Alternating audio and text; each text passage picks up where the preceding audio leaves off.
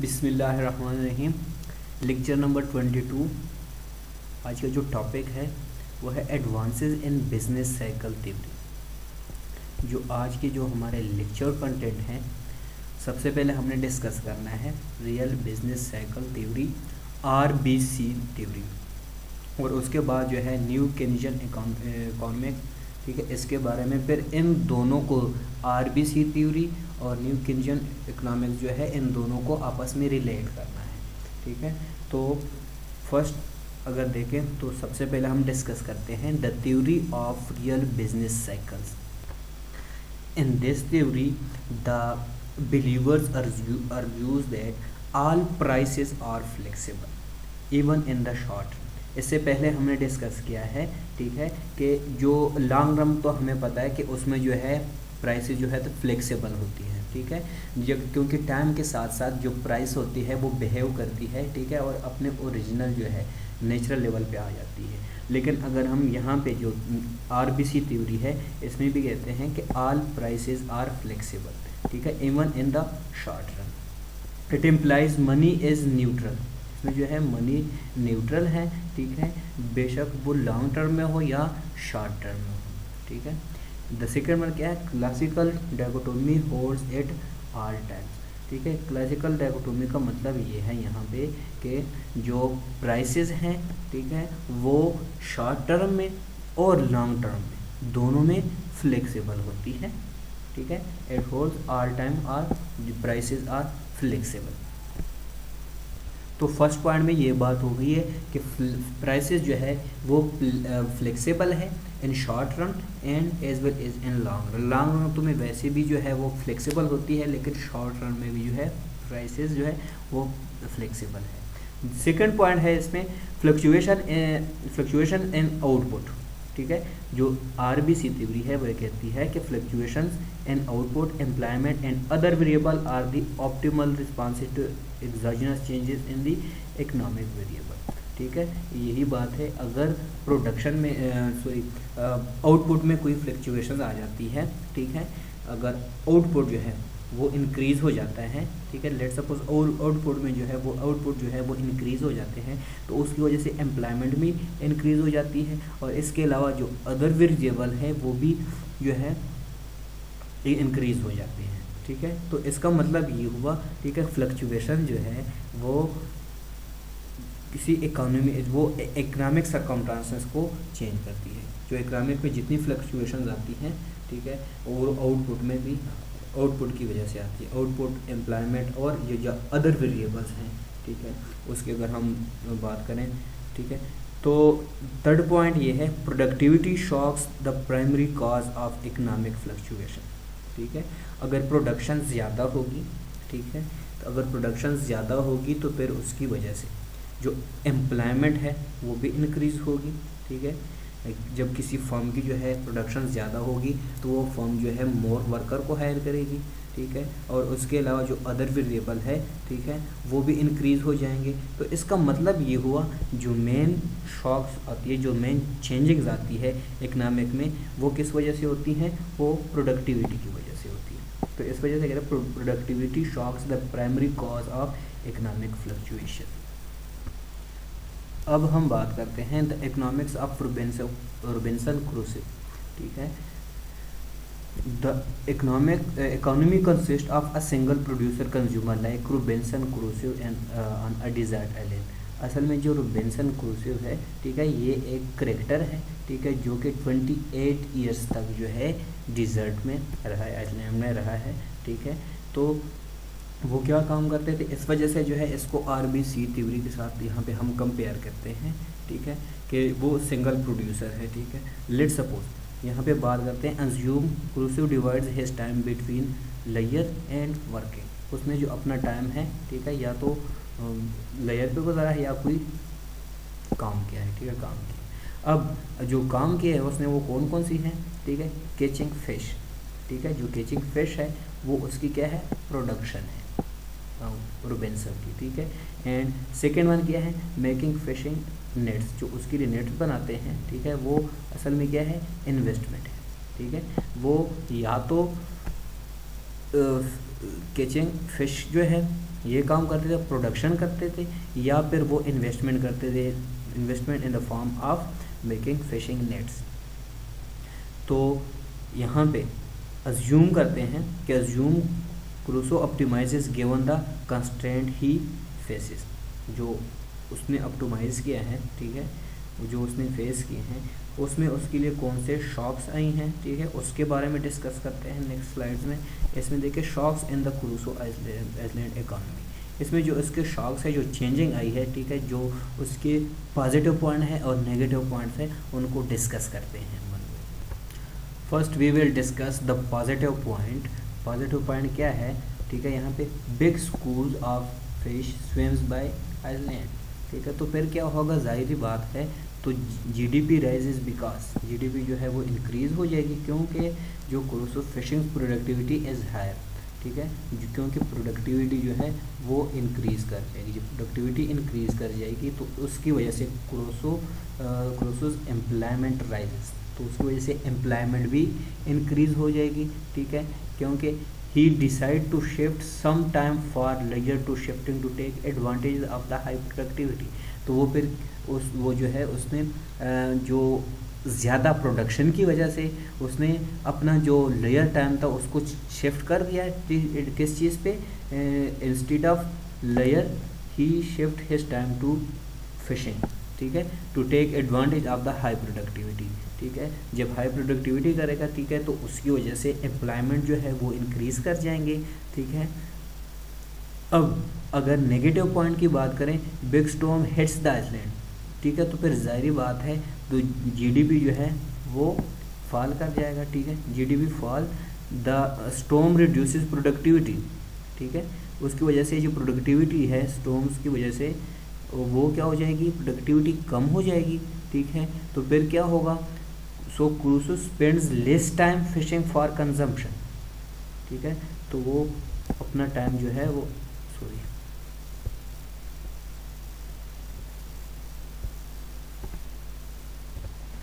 तो फिर वो जो है so Crusoe spend less time fishing for consumption, तो वो जो है फिशिंग के लिए कम टाइम देगा क्योंकि प्रोडक्टिविटी कम होगी, ठीक है।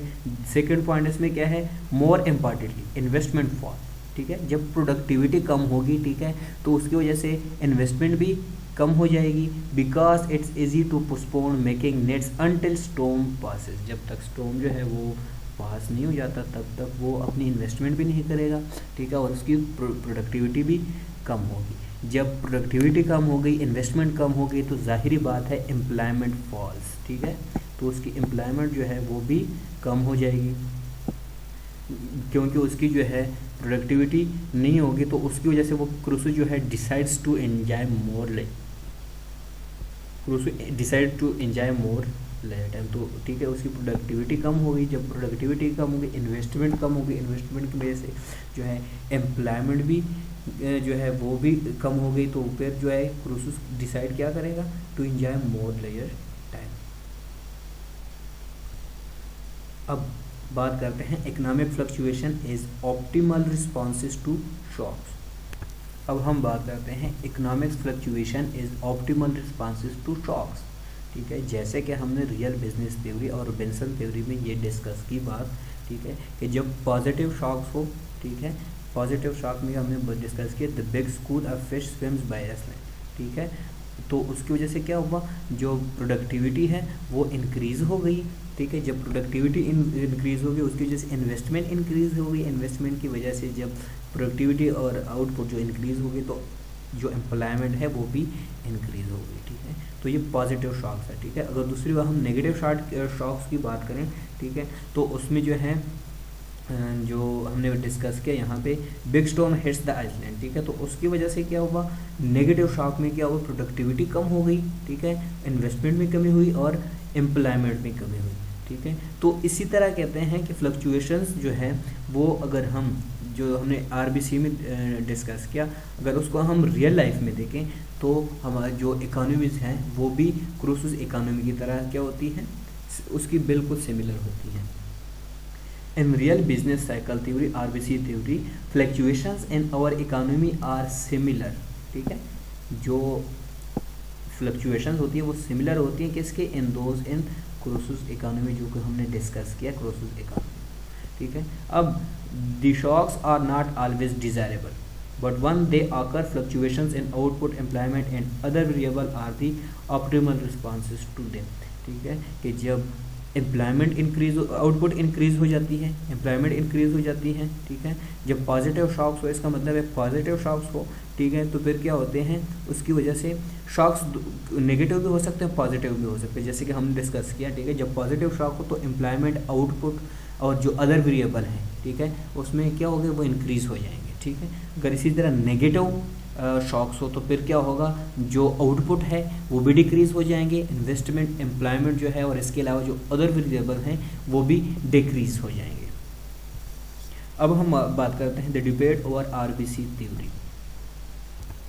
The debate over RBC theory, जो हमने अभी आरबीसी थ्योरी को डिस्कस किया, ठीक है। इसमें भी कुछ बायस है, ठीक है, कुछ इकोनॉमिस्ट कहते हैं, ठीक है, कि ये जो पॉइंट है नीचे कुछ इश्यूज हैं, ठीक है, इसके फेवर में है और कुछ जो है इसके अगेंस्ट है, ठीक है।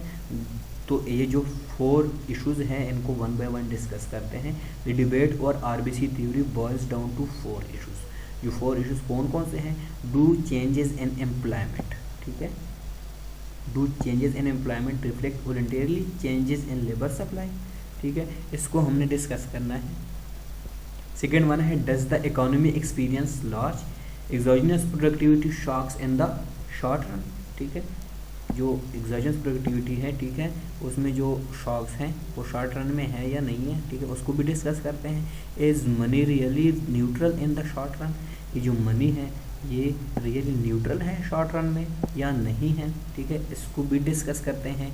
एंड द लास्ट वन है are wages and prices flexible in the short run, जो वेजेस है और प्राइसेस है, ठीक है, ये भी शॉर्ट रन में फ्लेक्सिबल है या नहीं है, ठीक है। तो ये जो इसके अगेंस्ट कुछ पॉइंट्स हैं, ठीक है, इकोनॉमिक्स के, और कुछ पॉइंट्स इनके फेवर में हैं, ठीक है। और फिर हमने लास्ट में जो इसी में डिस्कस करना है, do they adjust quickly to keep supply and demand in balance in all market.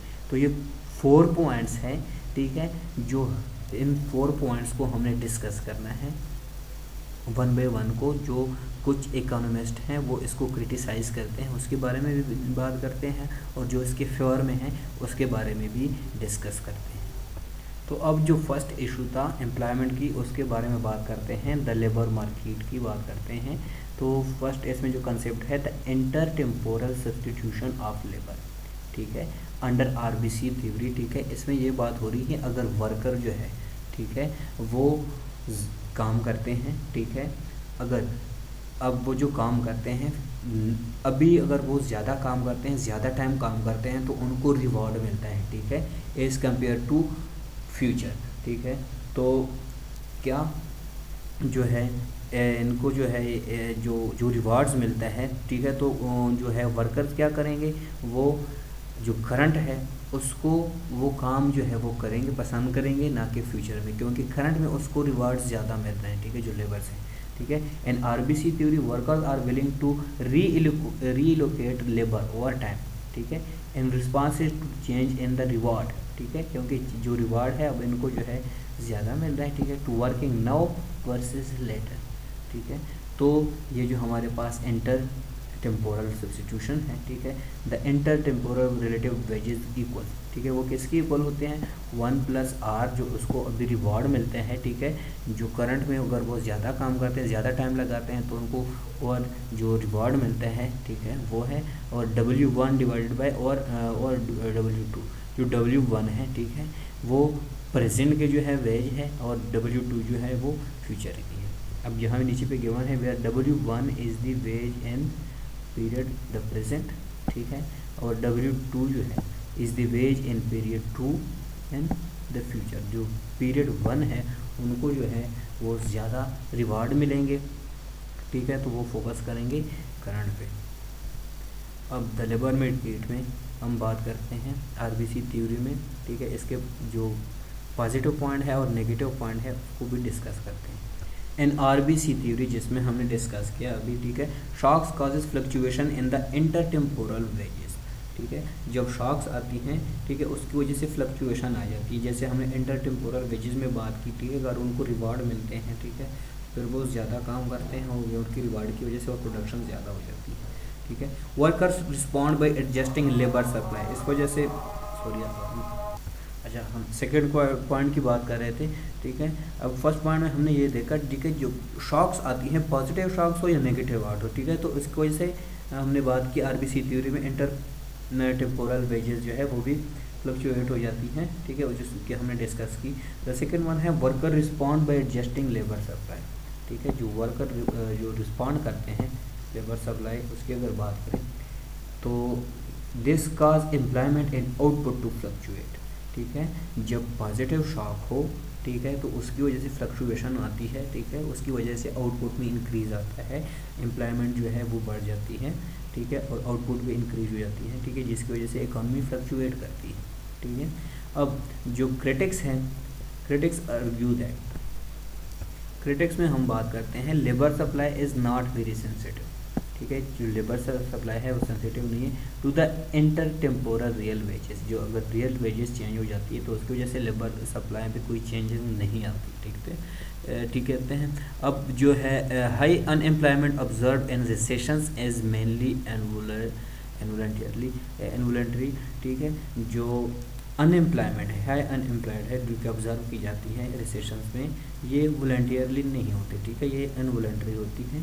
तो जैसे कि हमने आरबीसी थ्योरी में डिस्कस किया कि इंटर टेम्पोरल वेजेस की वजह से फ्लक्चुएशन आती हैं, ठीक है, और जो सप्लाई है, वर्कर जो रिस्पॉन्ड है, ठीक है, उसकी वजह से लेबर सप्लाई भी वो एडजस्ट करते हैं, ठीक है, जिसकी वजह से एम्प्लॉयमेंट और आउटपुट फ्लक्चुएट हो जाती है, इकानमी फ्लक्चुएट हो जाती है। लेकिन क्रिटिक्स में इसके हैं जो बिल्कुल अलग हैं, ठीक है, कि जो अनएम्प्लॉयमेंट है या फिर लेबर सप्लाई है, ये क्या होते हैं, वॉलंटियरली नहीं होते। अब बात करते हैं टेक्नोलॉजी शॉक्स,